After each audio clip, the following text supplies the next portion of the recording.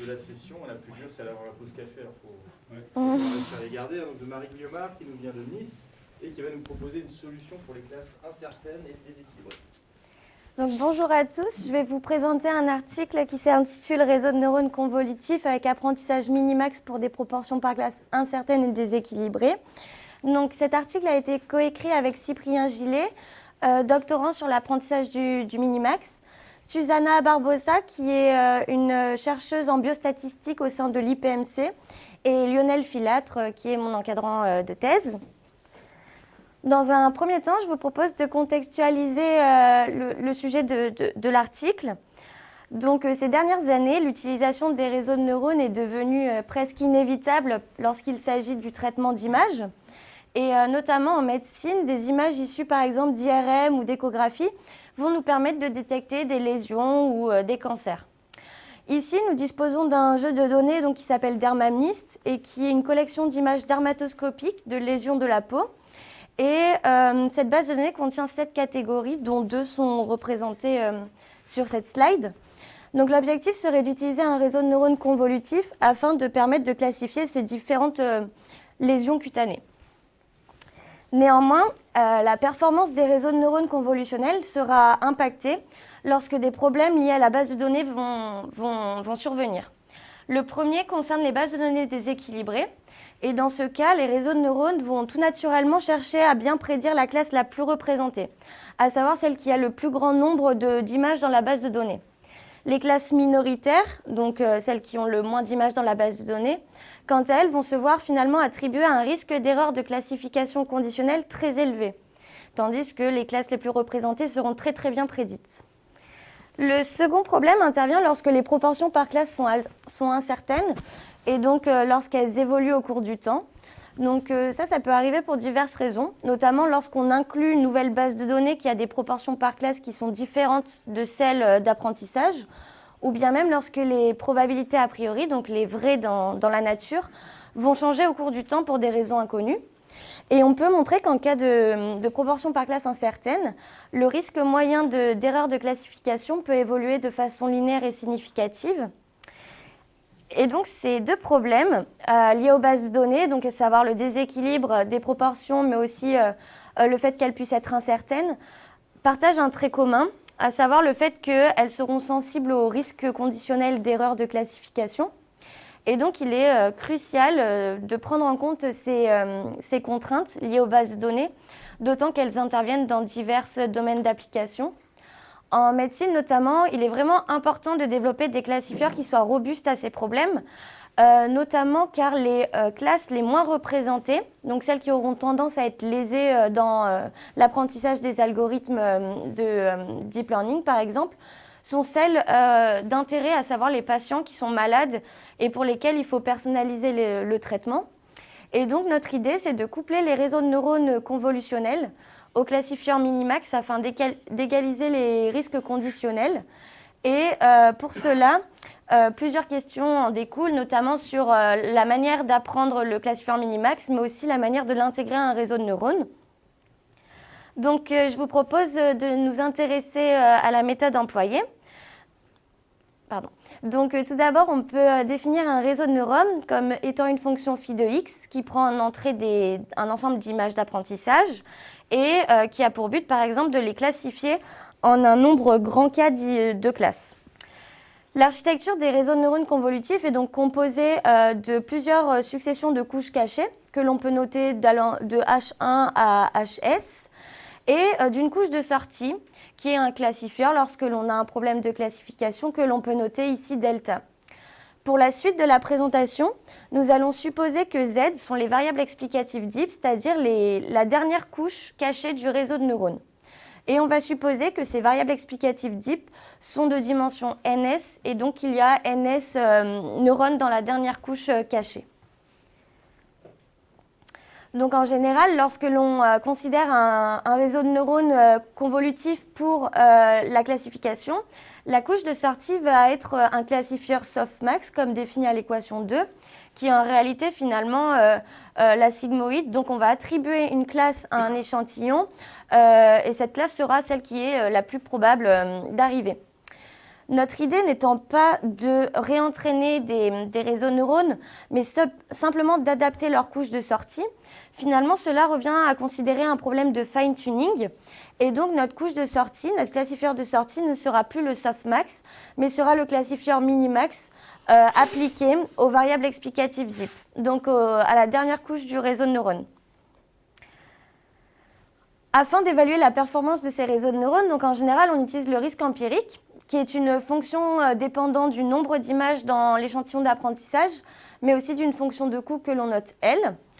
Et nous savons que lorsque nous souhaitons comparer deux réseaux de neurones fine-tunés, cela revient finalement à comparer la partie tunée du réseau de neurones. Et donc, on peut réécrire l'équation 5 comme à l'équation 6, c'est-à-dire une fonction qui dépend du classifieur que l'on décide d'appliquer, donc là en l'occurrence le minimax, sur les variables explicatives deep.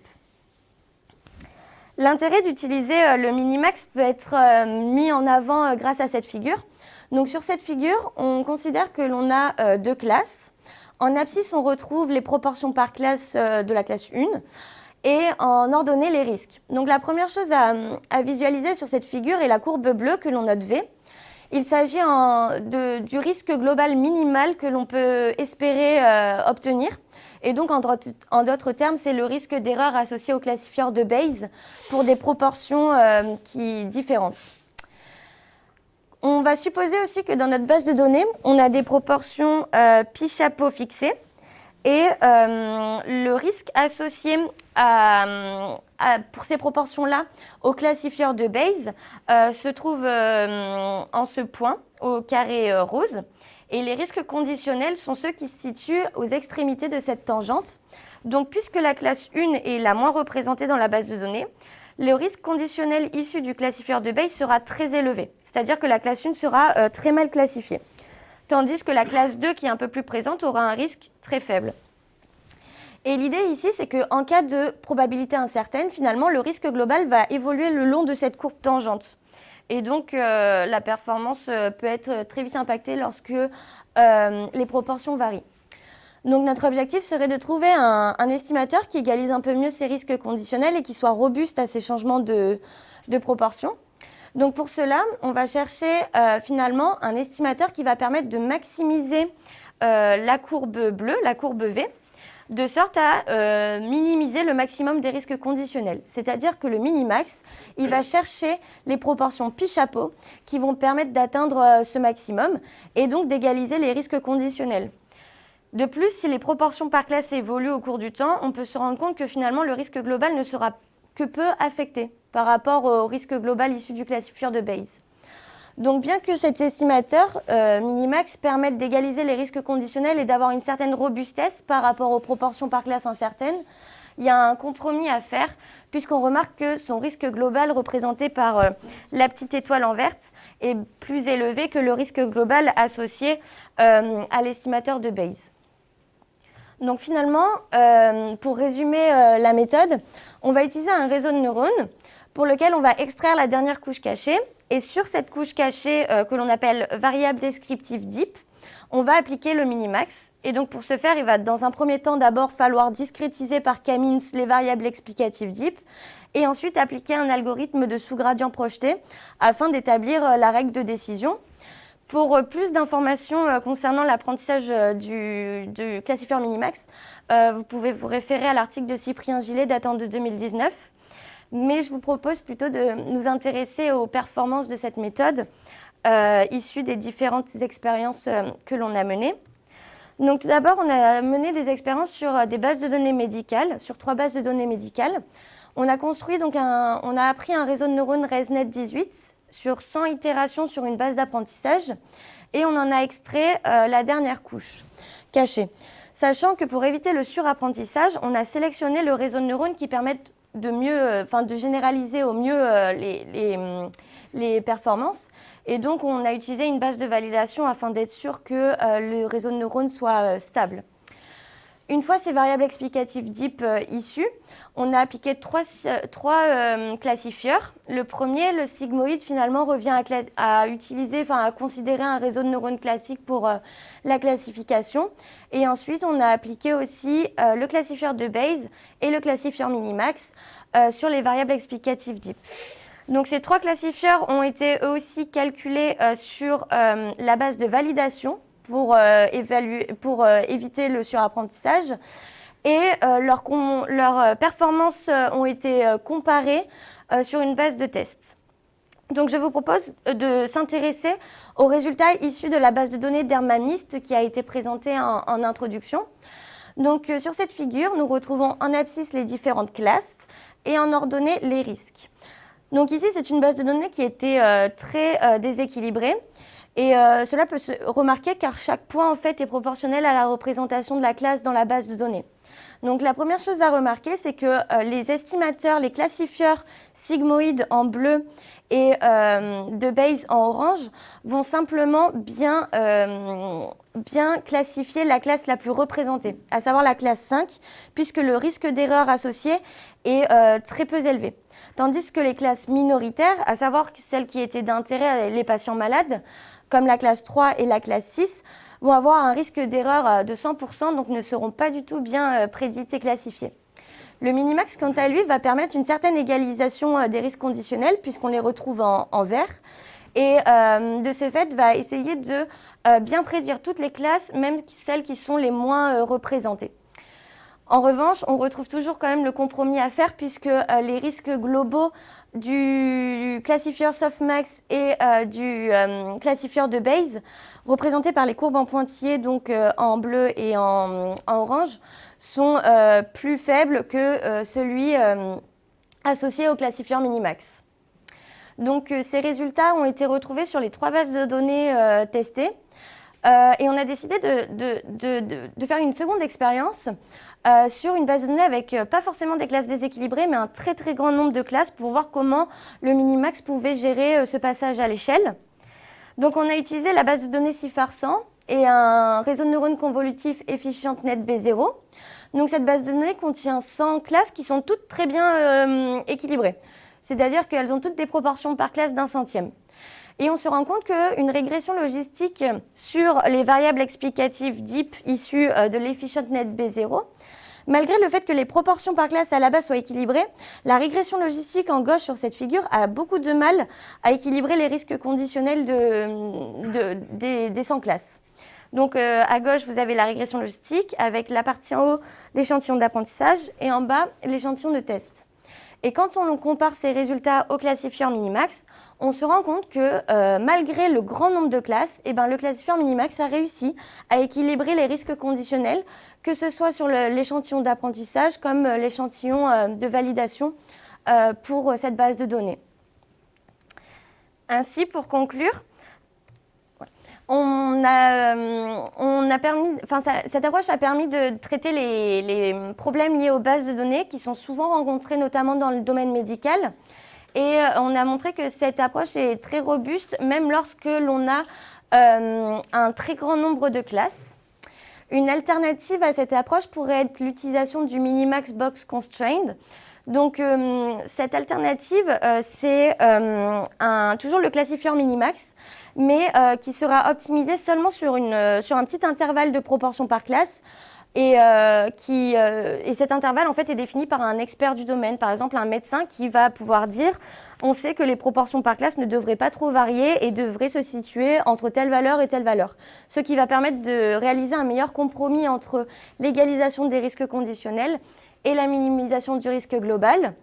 Et enfin, à l'avenir, un travail intéressant, ce serait justement d'essayer d'étudier davantage l'erreur de généralisation de l'approche afin d'avoir un meilleur compromis entre essayer de bien prédire toutes les classes, mais aussi avoir une erreur de généralisation qui soit la plus petite possible. Voilà, je vous remercie pour votre attention.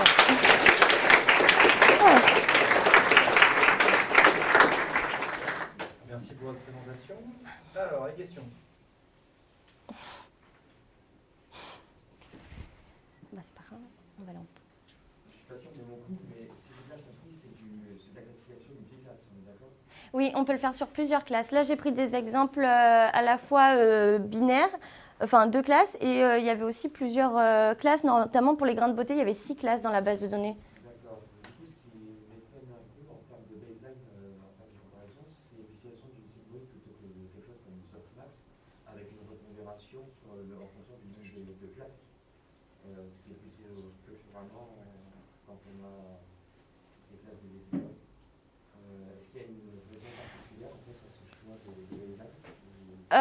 En fait, on avait fait vraiment plusieurs, on avait utilisé plusieurs classifieurs et notamment sur la base de données CIFAR100. En fait, là, j'ai bien utilisé la softmax repondérée, mais pour autant, les résultats n'étaient pas top. Donc, on avait utilisé la repondération. Ouais, en fait, c'est la sigmoïde repondérée par rapport au nombre et aux proportions des classes.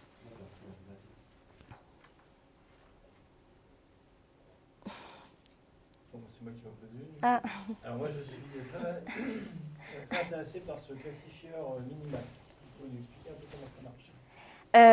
Oui. Alors, c'est vrai que j'ai pas trop insisté là-dessus. Donc en fait, le classifieur Minimax, il va chercher à maximiser donc, la courbe V que l'on a vue sur la figure précédente. Et pour cela, ce qu'on va chercher à faire déjà, c'est essayer de trouver une fonction du risque empirique du minimax. Et donc pour cela, on va remplacer la fonction de coût par une autre formule qui est finalement les proportions par classe dans la base de données multipliées par les risques conditionnels que l'on peut réécrire comme étant la fonction de coût et des probabilités conditionnelles. Et donc l'idée pour le minimax, c'est tout d'abord d'estimer ces probabilités conditionnelles. Et c'est pour ça qu'on a besoin finalement d'une discrétisation, parce que pour cela, on va faire une mesure de comptage pour évaluer les probabilités conditionnelles. Et par la suite, on va essayer de maximiser la fonction V à l'aide des proportions que l'on aura estimées. Et le problème, c'est que cette fonction V, elle n'est pas facilement... on ne peut pas la maximiser facilement parce qu'elle est concave, elle est non différenciable. Et donc, pour cela, on va utiliser un algorithme de sous-gradient projeté afin d'évaluer, de trouver la solution. Voilà, je ne sais pas si c'était assez clair. C'est bon? On va en... Quand tout le monde a envie d'un café. Ouais. Merci beaucoup.